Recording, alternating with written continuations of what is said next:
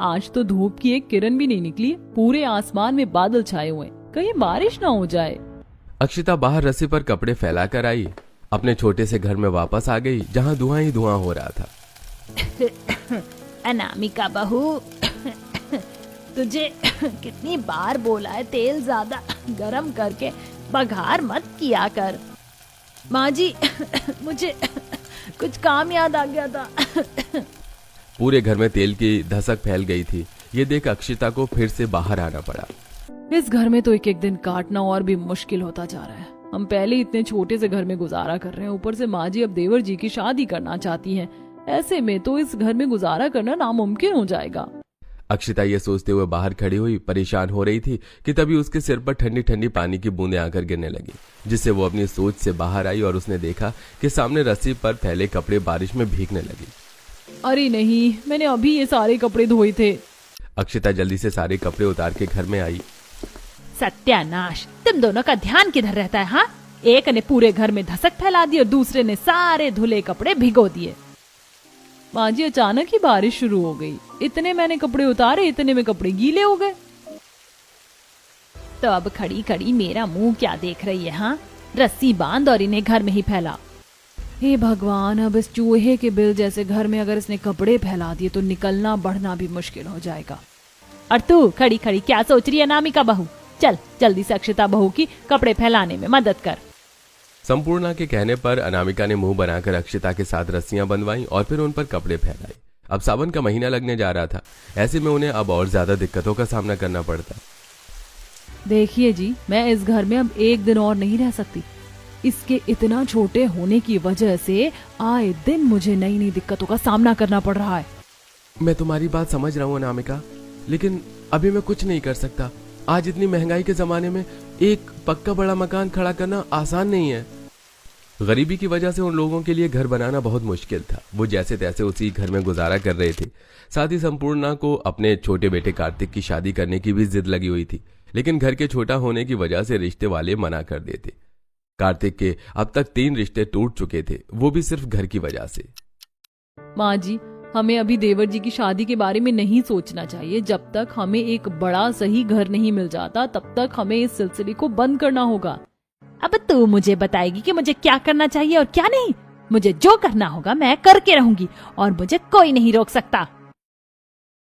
माँ, समझने की कोशिश कीजिए, भाभी सही कह रही है। और वैसे भी छोटे घर में कोई भी लड़की रहने के लिए राजी नहीं होगी।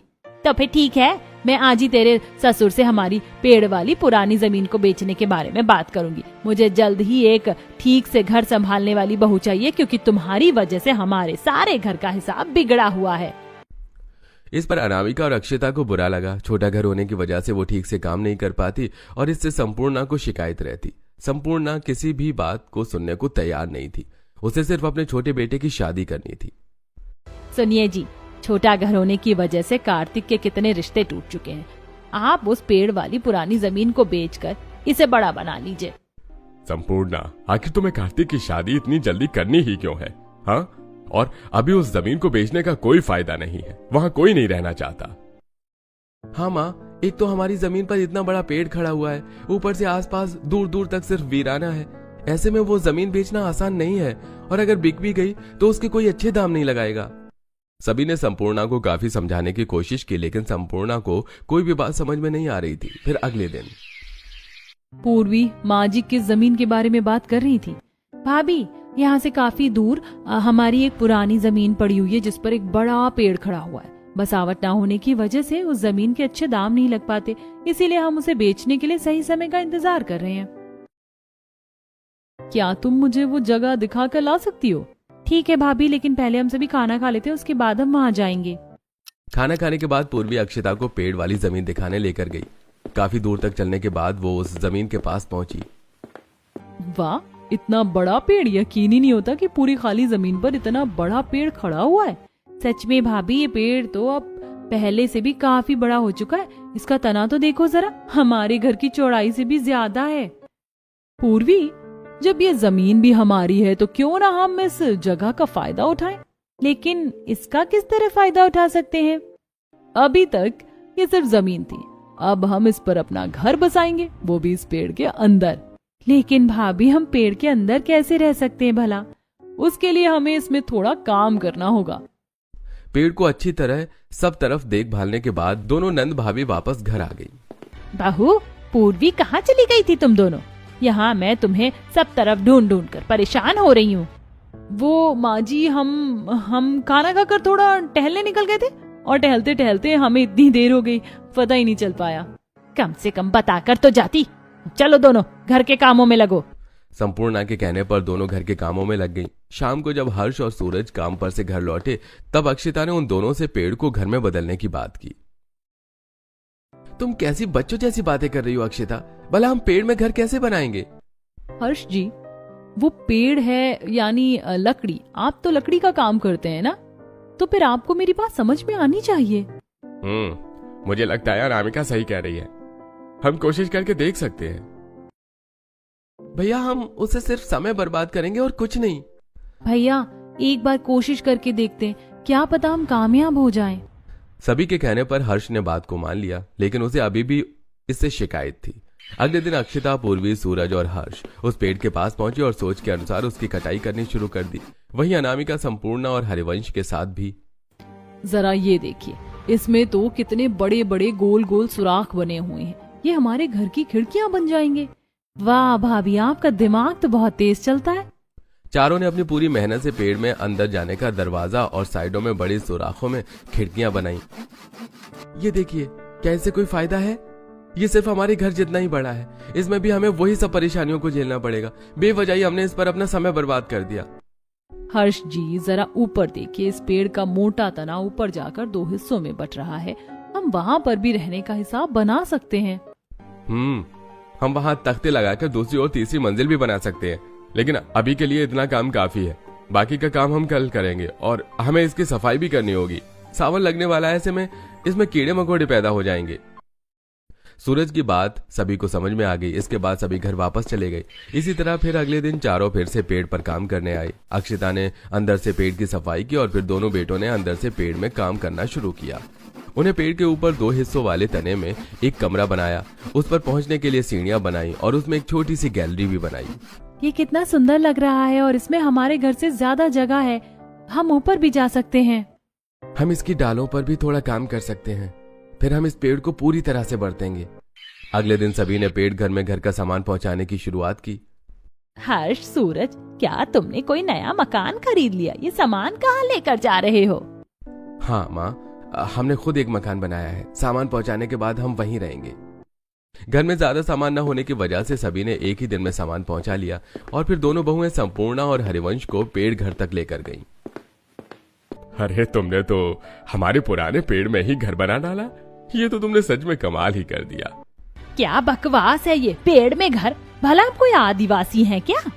माँ, एक बार अंदर चलकर फिर बताना। खूब मनाने के बाद संपूर्णा पेड़ घर में जाने के लिए राजी हो गई। अंदर जाने के बाद उसे पेड़ के असली आकार और उसमें की गई कारीगरी का पता चला। तुम चारों ने तो इसमें बहुत मेहनत की है। आखिर तुमने कौन से समय में ये सब कर लिया? माँ, काम मुश्किल था, लेकिन सबके एक साथ मिलकर करने से हो गया। इसके बाद तीनों बेटों ने मिलकर एक बैटरी का इंतजाम किया, जिससे पेड़ घर में लाइट लगाकर उन्होंने उजाला किया। इस पेड़ घर में तो कितनी ठंडक है, क्या हमें गर्मी का पता ही नहीं चल रहा है? कोई माने या ना माने, लेकिन ये पेड़ घर हमारे उस घर से तो कई गुना बेहतर है। अब सभी ने उस पेड़ घर में रहना शुरू कर दिया। एक दिन चारों सास बहू नंद पेड़ घर की गैलरी में बैठकर चाय पी रही थी और ठंडी हवा के मजे ले रही थी। वैसे मानना पड़ेगा अक्षिता, तुमने खूब दिमाग चलाया है।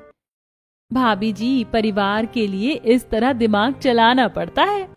चारों बैठी हुई बातें ही कर रही थी कि तभी तेज बारिश शुरू हो गई। सर पर इतने घने पत्तों की छत होने की वजह से हम पर बारिश की एक बूंद भी नहीं गिर रही है। माँ, अभी तो आप देखते जाओ कि हमारा ये पेड़ घर और कितने फायदे हमें दे सकता है। शाम को रोज इसी तरह घर की चारों औरतें पेड़ घर की गैलरी में बैठकर चाय पिया करती। दोनों बेटों ने मिलकर उस पेड़ मकान लकड़ी का थोड़ा और काम किया, जिससे वो अब एक आलीशान पेड़ घर में बदल चुका था। उसमें कई कमरे थे। हर कमरे के आगे एक गैलरी थी और हर मोटी शाखा पर एक लकड़ी से बनी रेलिंग लगी हुई थी, जिससे एक से दूसरे कमरे तक आया जाया जा सकता था। आसपास के निकलते बढ़ते लोगों को भी ये कारीगरी देख काफी हैरानी होती। अब तो हमारे पास इतना बड़ा घर है, अब हम आराम से कार्तिक की शादी कर सकते हैं। इस बार कार्तिक की शादी करने के लिए किसी ने मना नहीं किया। लड़की वालों को भी पेड़ घर काफी पसंद आया। गांव की एक सीधी सी लड़की संपूर्णा के घर में बहू बनकर आ गई। शादी के पेड़ घर को दोनों बहुओं ने मिलकर फूलों और लाइट से बड़े अच्छे से सजाया, जिसे देखकर सभी के होश उड़ गए। नई बहू को भी पेड़ घर काफी पसंद आया, लेकिन बदकिस्मती से अब सावन का महीना लग चुका था। रोज रोज बारिश हो रही है, जिससे पेड़ घर की लकड़ी फूलने लगी है। अब तो एक दरवाजा भी खोला नहीं जाता। हाँ भाभी, और सफाई करने के बाद भी घर में जगह जगह कीड़े हो रहे हैं। बरसात के मौसम में तो बड़े बड़े पक्के मकानों में कीड़े हो जाते। ये तो फिर भी एक पेड़ का घर है। कुछ तो करना होगा। ये कीड़े जहरीले भी हो सकते, अगर इन्होंने किसी को काट लिया तो। आप सभी चिंता मत कीजिए, मैं कीड़े मारने वाली दवाई ले आई हूँ। हम इसे पूरे घर में छिड़क देंगे, जिससे यहाँ कीड़े नहीं होंगे। तीनों बहुओं ने मिलकर पूरे घर में कीड़े मारने वाली दवाई का छिड़काव किया। इससे कुछ कीड़े तो मर गए, लेकिन वो काफी नहीं था, और लगातार बारिश होने की वजह से उसकी लकड़ी से भी अब कीड़े पैदा हो गए थे। सभी को अब कीड़ों की वजह से काफी दिक्कत होने लगी। इतनी ज्यादा बारिश होने की वजह से पूरे पेड़ घर में सीलन फैल चुकी है। ऐसे में ऊपर वाली मंजिलों पर रहना ठीक नहीं होगा। इस मौसम में लकड़ी फूलकर कमजोर हो जाती है। बारिशों की वजह से अब सभी का ऊपर वाली मंजिलों पर जाना बंद हो गया था, जिसकी वजह से ऊपर के कमरों की सफाई न होने की वजह से उनमें गंदगी फैलने लगी। लंबा समय गुजरने के बाद बारिश होनी बंद हो गई, लेकिन अब कुछ ही दिनों में पतझड़ का मौसम लगने वाला था और पेड़ के पत्ते झड़ना शुरू हो गए। ये लो, अभी तो बारिश को कहर खत्म हुआ था और अब ये तेज हवाएं चलने लगी। अब पतझड़ का मौसम लगने लगा है। ऐसे में इस पूरे पेड़ घर के पत्ते झड़ जाएंगे। हे भगवान, अगर ये इतना बड़ा पेड़ सूख गया तो कितना डरावना लगेगा। अरे नहीं, यहाँ तो वैसे भी दूर दूर तक कोई नहीं रहता है। लेकिन अब डरने से क्या फायदा था। कुछ ही दिन में पतझड़ का मौसम लग गया और पेड़ से तेजी से पत्ते गिरने भी शुरू हो गए। अरे ये क्या, इस रूखे सूखे मौसम में तो पेड़ घर के आधे से ज्यादा पत्ते गिर चुके हैं।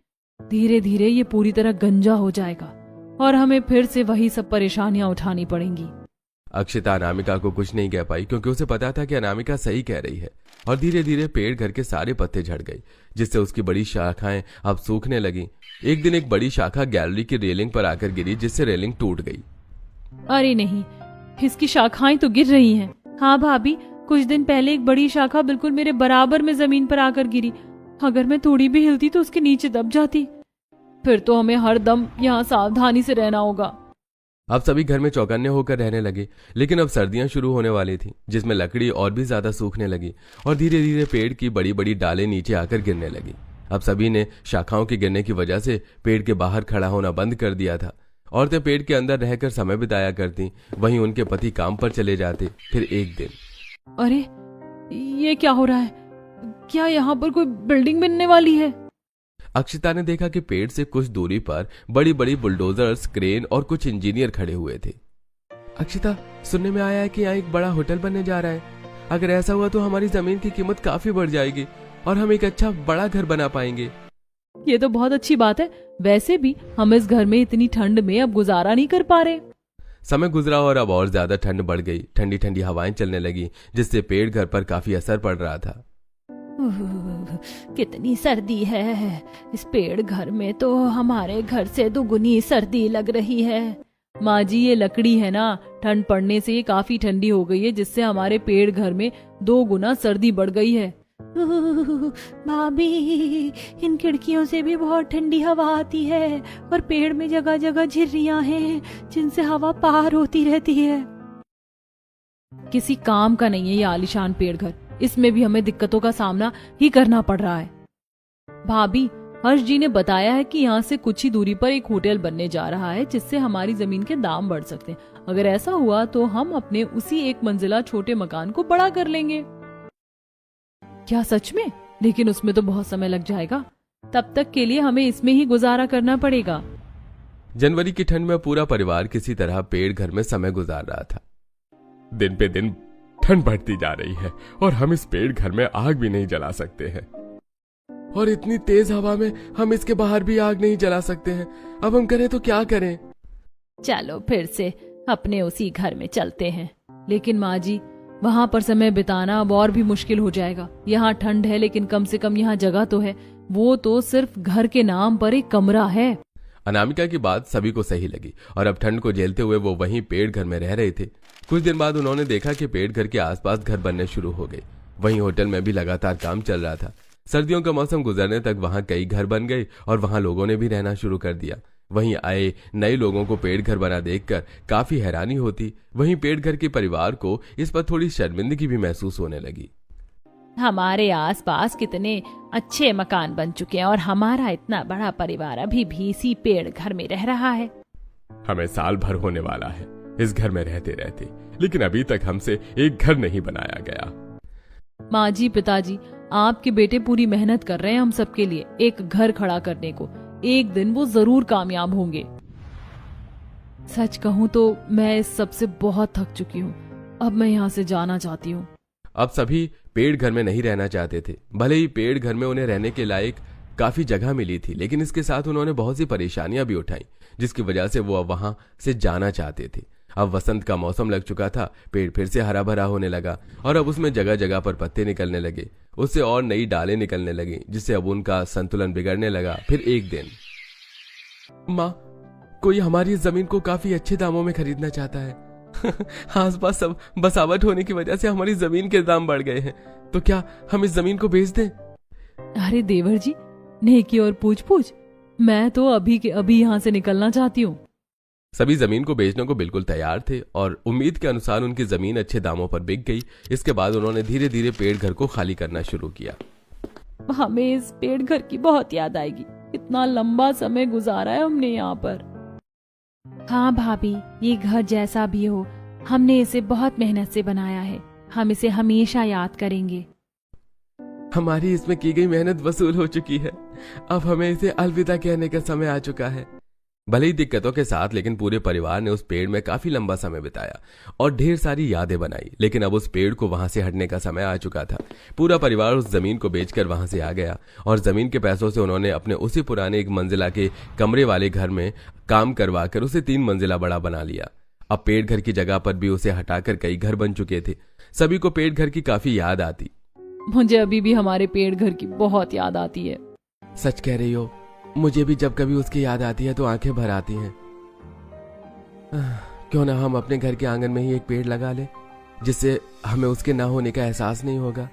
हाँ, हम आंगन में एक पेड़ लगा सकते हैं और हम उसे बिल्कुल अपने पेड़ घर की तरह ही रखेंगे।